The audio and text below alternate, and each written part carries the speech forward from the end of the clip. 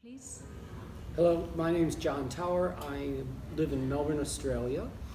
I am semi-retired, which means I only have to do the things that I like, and I'm able to pursue a whole range of things. You can tell by my accent that I'm not originally from Australia, but originally from the United States. I first moved to Australia in 1975 and had a little bit of a stint back in the old country, but I've lived in Melbourne since 1982. Field. Okay, so it's an interesting background because my first degree from Michigan, University of Michigan, was in history. And when I did my history degree, I decided I would be a teacher, but there were no jobs in the United States for teachers at that time. And I had a throwaway line. I said, oh, they need teachers in Australia. And so my first real job was I was recruited to live in Perth in Western Australia. And so in 1975, I went across as a teacher and started teaching there and did my stint, got very involved, although I was teaching social studies and history, I got very involved with school extracurricular activities, especially outdoor education. I thought there was something going on there. And then in the late 70s, I moved back to the States and lived in Iowa for a short while and was, again, a teacher, but very involved with coaching swimming. And I realized there was something that was going on with what young people were learning in the extracurricular activities that were very different to what they were learning in the academic areas. And I kind of liked that. And because I had Australian residence, I decided to go back to Australia in 1980 and did my master's in leisure studies. Some of it was because that's what I wanted to study, but a really strong motive was I just wanted to come back and live in Australia. And that's how I got into that. And then that was the transition. So I've always been involved with swimming, and then I made the transition into doing a master's in leisure studies and developing my career in that sort of realm. So I've been involved in the leisure industry in a formal way since 1980, but in an informal way all through my life.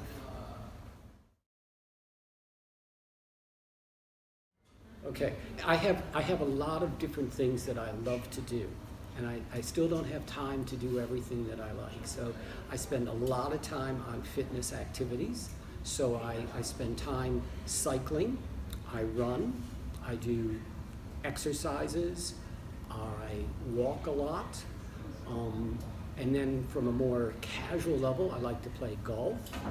I really enjoy cooking, I garden, I like eating and drinking, and reading novels, and family time. And sometimes one of the things I really like doing is with my children, who are now 22, is that they may be watching a TV show and I'll say, oh, I may not be interested in the show, but spending time with family is so good that I really get a lot of value out of that as well. So I feel lucky. I have a very full leisure life, and there's lots of things that I do.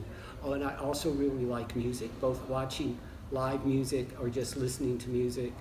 And I still struggle to learn to play a musical instrument. I haven't quite got there yet, but I'm still working on playing guitar. So lots of things in my leisure life. I think it's a series of things as a youngster. My family, so I have a brother and my parents, we would do things when they weren't working. So after work on a weekday, during summer, my family always had toys. So we used to have a boat and we'd go water skiing, and in Michigan you could go down to the local lake, put the boat in, we'd have picnics, we'd go water skiing, we'd cruise around the lake in the boat and all those things. And that was often a focus for vacations or holidays as well. And so we'd spend a week at a lake or something like that. And just being able to have that environment where your leisure pursuits are what were driving you was always very rewarding. Those are probably some of my fondest memories.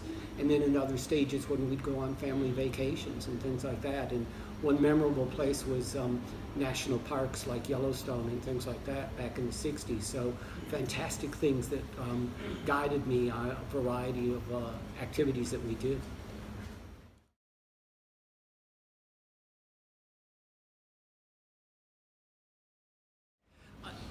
I'll talk about it in the context of Australia, in the sense that we in the 1970s were on the cusp of being able to make some changes in our lives that we lost. We didn't hold it together that well. In early 1970s, the Prime Minister, Gough Whitlam, said that leisure was the greatest challenge facing Australians. And he established the leisure industry. He made it part of government ministries. He helped establish higher education leisure programs and those sorts of things.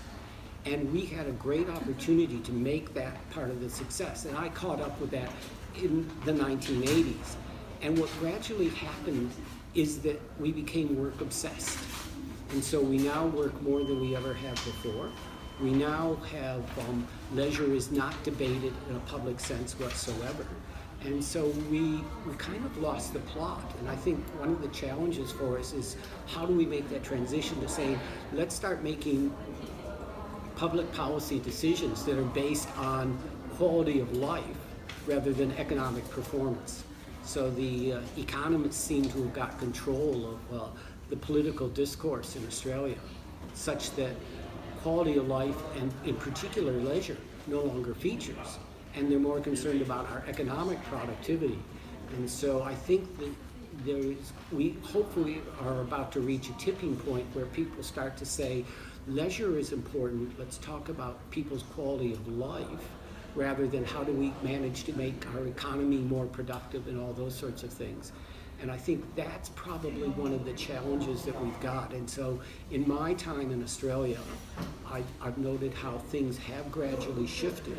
And at one point we were more actively engaged in the political process. And over time, we've lost that connection. And I think we're slowly working back into that, but there's still a lot of work to do to make leisure a priority for a lot of people's lifestyle decisions.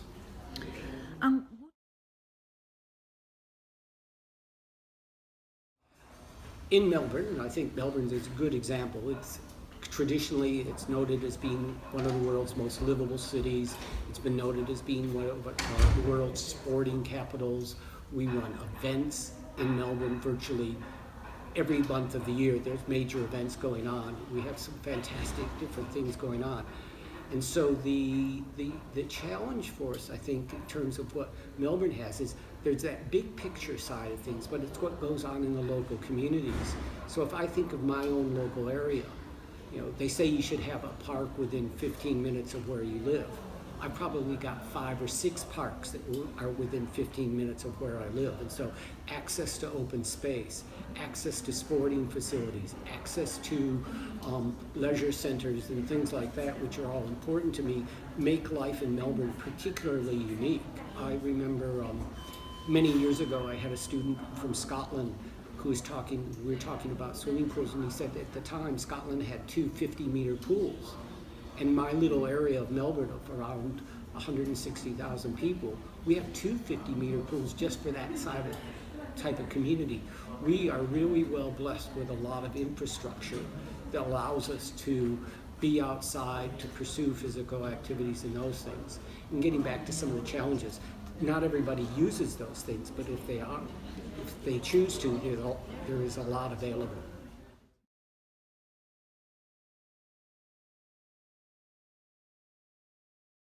And the main talents? Okay.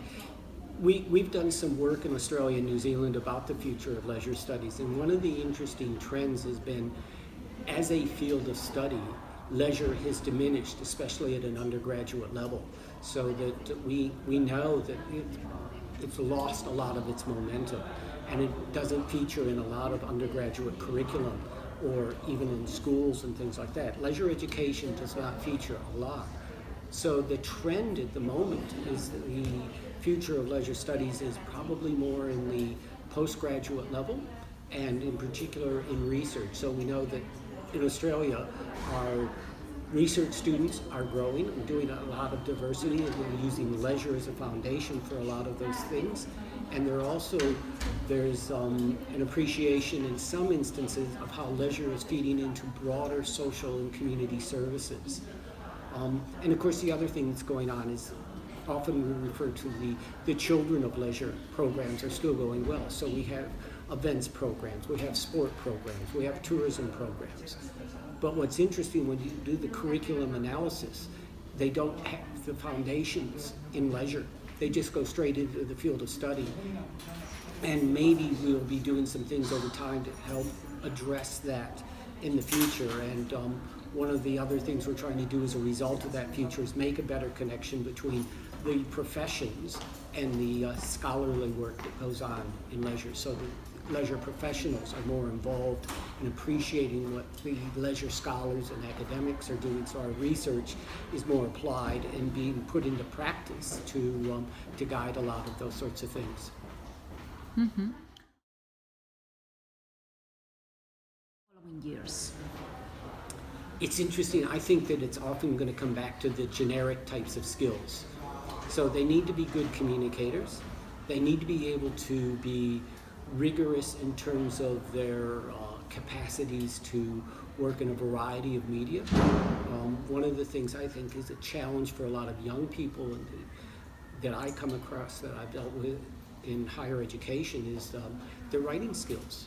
And I think, if people are going to be good communicators, they need to know how to talk, they need to know how to write good things, because ultimately that's going to end up in the social media or wherever else. So getting messages across. I think that the leisure professionals need to be more aware of the broader implications of the work that they do. So how do they relate to urban planning? How do they relate to community development? How do they relate to economic efficiency and effectiveness and those sorts of things? And at the same time, understanding the values and the principles that underpin leisure participation, freedom of choice, and intrinsic motivation, and all of those sorts of things. And then there's all those hard business management skills, which is the area where I do most of my work. So they need to understand fundamental management, they need to understand finances, they need to understand marketing, how to deliver quality services, and they need to know how to work with people and manage people. So there's, it's not that different to a lot of other business environments, but I think the underpinning challenge is that they need to understand how leisure participation starts with a very different motive. Nobody gets up in the morning thinking, oh, I really look forward to going to my bank today. The principles that run in a bank are just the same as the leisure services, except the motives. People look forward to their leisure experiences, and we got to think about how we capture and service those needs. Mm-hmm. Years. I think, as I said before, I think that the biggest evolution now is that it's the levels of scholarship, and I think we see a lot of really good things going on in that environment. And then the other side of it, I think, is trying to raise the standard of a lot of professional services. And I've always been pretty closely engaged with industry throughout my career.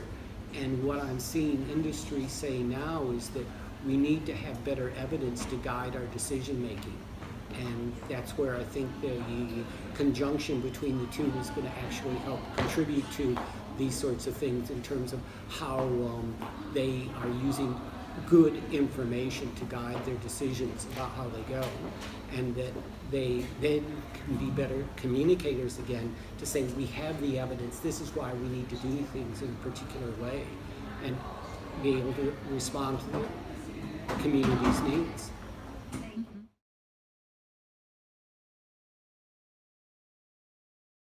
You are missing? I think the thing that probably World Leisure needs to have a better understanding of is and I'll wear my marketing hat with this, is I think we need to understand what our product is.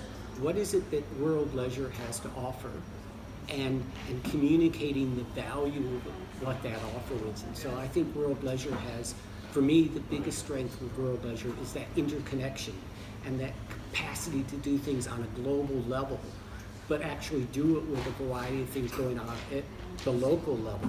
So whether we're doing something in China or Latin America or Africa or wherever, there's some consistency and some themes there. The other marketing principle I think we need to understand in terms of how we deal with it is that there's so many different target markets. And so when we think, well, we need more young people, we need more students, we need more early career professionals to be engaged with us. We need to understand what their needs are. And we may have some of those answers, but we've got to step out of that formula. Well, this is what we've always done, so that's what we should do in the future. I think we need to be more rigorous in terms of how we identify and work in those sorts of spaces to meet a lot of those different target markets' needs. And then work to make sure that people's contributions, they can see how they're getting value out of their involvement with the organization. People are always looking for what's in it for me, and so we need to make sure that we have something that we can offer. Members. I think the key is, again, getting back to helping them understand what they can get out of it. So getting them involved in the activities. I've got a lot of satisfaction out of my many years with World Leisure. I think I first got involved in around 2004. And it's the international networks, it's the connections with people, it's learning about what's going on in other places of the world. And it gets back to that cliche of think global but act local, and how what's going on in the world is it going to impact how they may do things, and being willing to share what they do and contribute to others as well. And so it's an opportunity for people to get involved and make a contribution. I love World Leisure's mission, which is we can enhance people's quality of life. And that is such a positive thing that I'm still working towards, and I think we can make people understand that that's a value that many of us share. That'll be a really good message to get out to people, that they can make a difference.